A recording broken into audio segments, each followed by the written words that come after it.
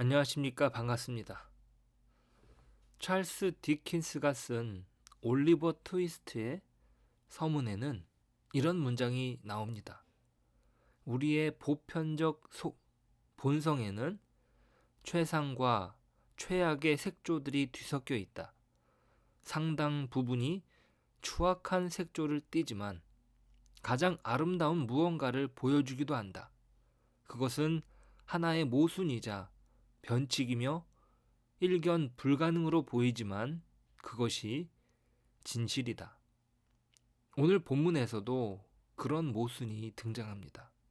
유대인과 사마리아인, 남성과 여성, 많음과 적음, 밤과 낮, 어쩌면 사람이 사는 환경이 이런 모순들이 존재하지 않는다면 재미가 없을 것 같습니다. 모순 같은 현실 속에서 빚어져가는 진리의 이야기는 하나님만 하실 수 있는 것이라 생각합니다. 예수님께서는 유대를 떠나 갈릴리로 가십니다. 이것은 바리새인들의 배척을 받으셨기 때문이죠. 그 이유는 요한보다 더 많은 사람에게 세례를 베풀기 때문입니다. 세례 요한도 요 주의 인물이었지만 예수님도 마찬가지입니다. 예수님께서 갈릴리로 가시는 것은 그곳이 헤롯의 영토였기에 예루살렘 종교 지도자들의 압박을 덜 받는 곳이기 때문입니다. 하지만 이 속에서 모든 바리새인들이 예수님을 배척했던 것은 아니었지요. 3장에선 바리새인 니고데모가 예수님을 찾아왔습니다. 예수님을 만나기 위해 밤중에 찾아와 구원의 이야기를 예수님께 들었습니다. 그가 밤중에 찾아온 것은 바리새인들이 가지고 있는 예수님에 대한 반감을 의식한 것이죠. 오늘 본문은 이와는 반대되는 이야기가 등장합니다. 누군가 예수를 찾아왔다면 오늘 본문은 예수님께서 찾아가십니다. 4절에서 기록하는 사마리아를 통하여야 하겠는지라는 의미는 신적인 의지가 담겨져 있습니다. 영어로는 had to 혹은 must로 번역합니다. 반드시 해야 하는 것으로 하나님의 계획이었습니다. 그곳에서 사마리아 여인을 만나십니다.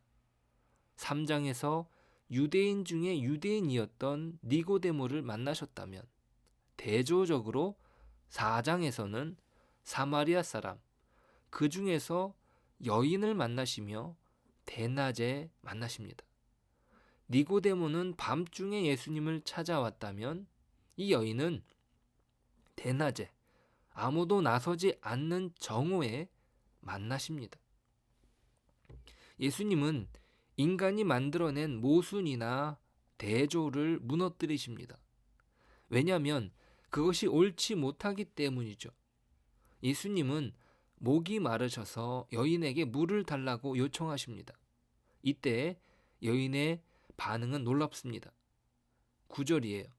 사마리아 여자가 이르되 당신은 유대인으로서 어찌하여 사마리아 여자인 나에게 물을 달라 하나이까 하니 이는 유대인이 사마리아인과 상종하지 아니함이로라. 필립스 성경은 이 부분에 가로를 넣습니다. 유대인은 사마리아인과 상종하지 않았다. 유대인과 사마리아인의 경계는 같은 사람이지만 견고했습니다. 사마리아 사람들은 이스라엘 사람들이 우리나라처럼 남북이 갈려서 남유다와 북이스라엘로 나뉘던 시절에 북이스라엘이 먼저 아수르에 의해서 주전 722년에 멸망합니다. 북이스라엘을 멸망시킨 아수르는 이스라엘 사람들을 노예로 끌고 갔고 그들의 땅이던 사마리아에는 다른 곳에서 이주하여 온 사람들이 살게 합니다. 그래서 사마리아에는 혈통적, 종교적으로 혼합된 족속이 생성됩니다. 그리고 남유다도 바벨론에 의하여 나중에 주전 586년에 멸망합니다. 그리고 바벨론으로 끌려가죠.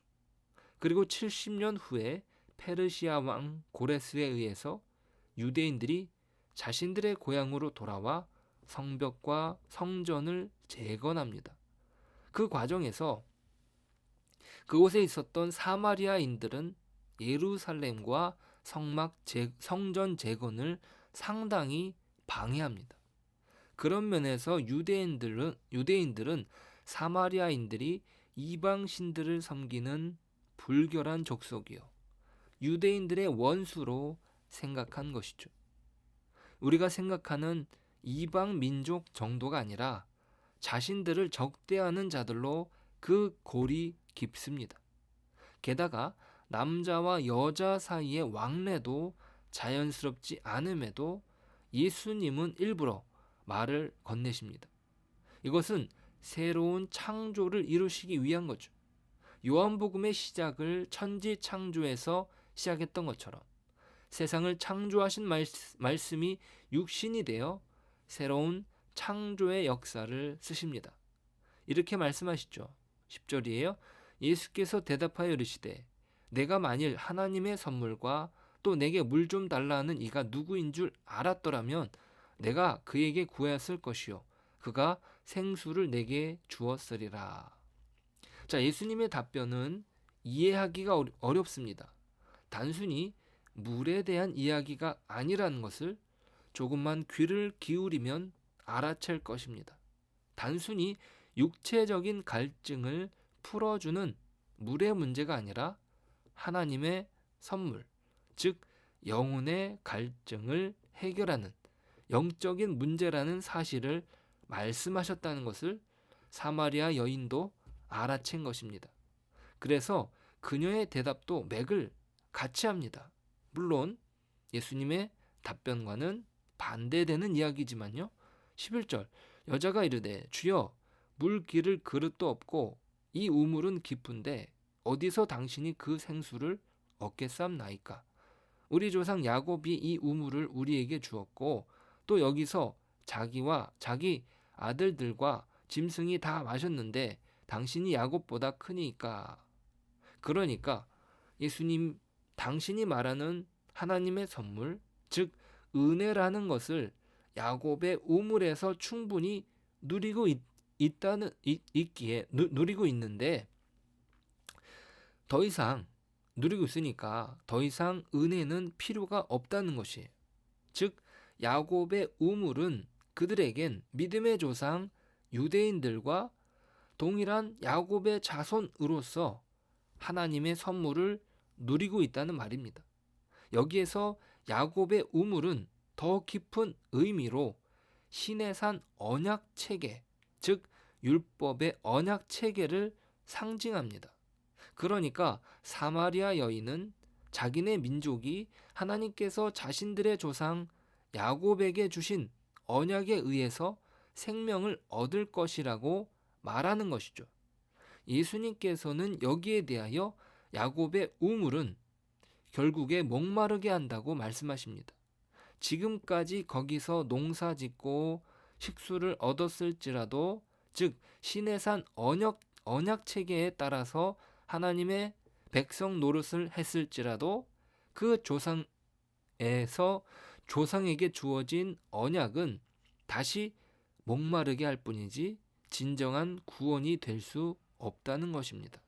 그러니까 계속 반목 속에서 인간적인 경계만 유지할 뿐이죠. 유대인과 사마리아인의 경계는 무너지지 않습니다.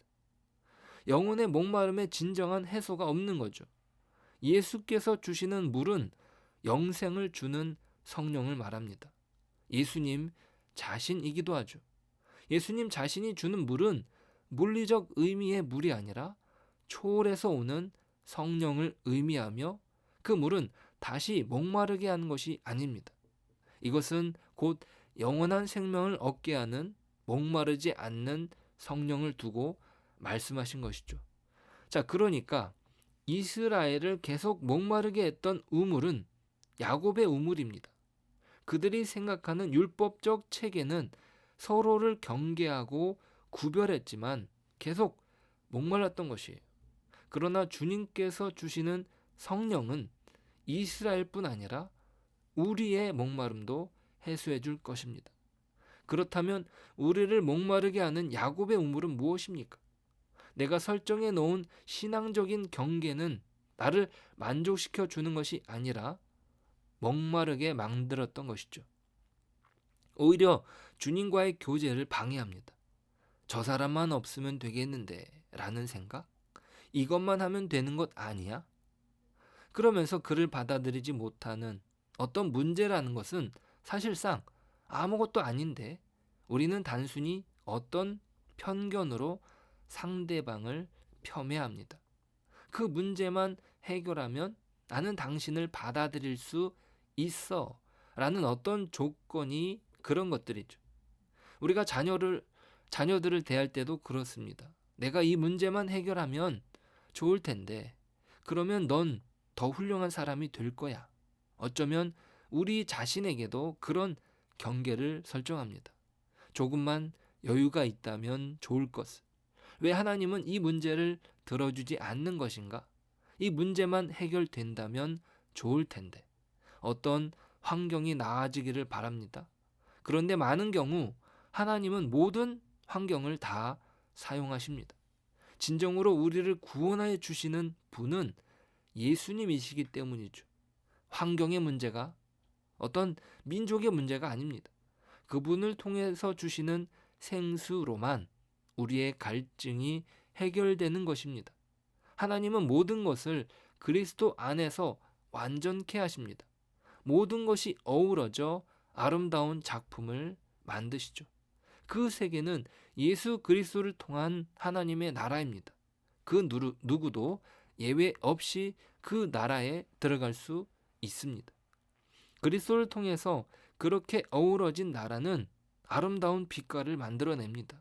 노아에게 약속하셨던 아름다운 무지개와도 같은 찬란한 빛깔이 우리의 삶에 아롱지게 새겨질 것입니다.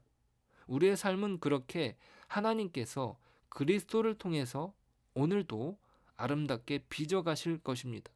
우리 속에 경계를 만든 거짓된 아집과 편견을 그리스도께 내어드리며 오늘도 주님의 손에서 아름답게 빚어져 가는 저와 여러분 되시길 축복합니다.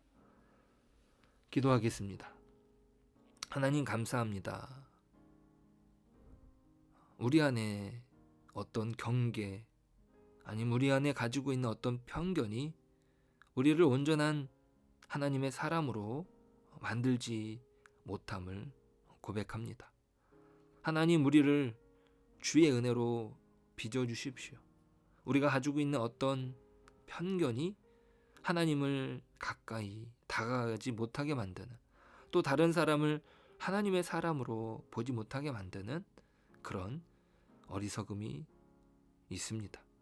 주님 우리를 그리스도 안에서 영원한 생수를 사모하고 그리스도 안에서 우리가 온전히 하나님을 찬양하고 우리의 어떤 모든 환경도 하나님을 예배하기에 부족함이 없다는 사실을 기억하고 오늘을 하나님의 사람으로 살아가는 그 특권을 누리는 저희들이 되게 하여 주옵소서. 예수님의 이름으로 기도드립니다. 아멘.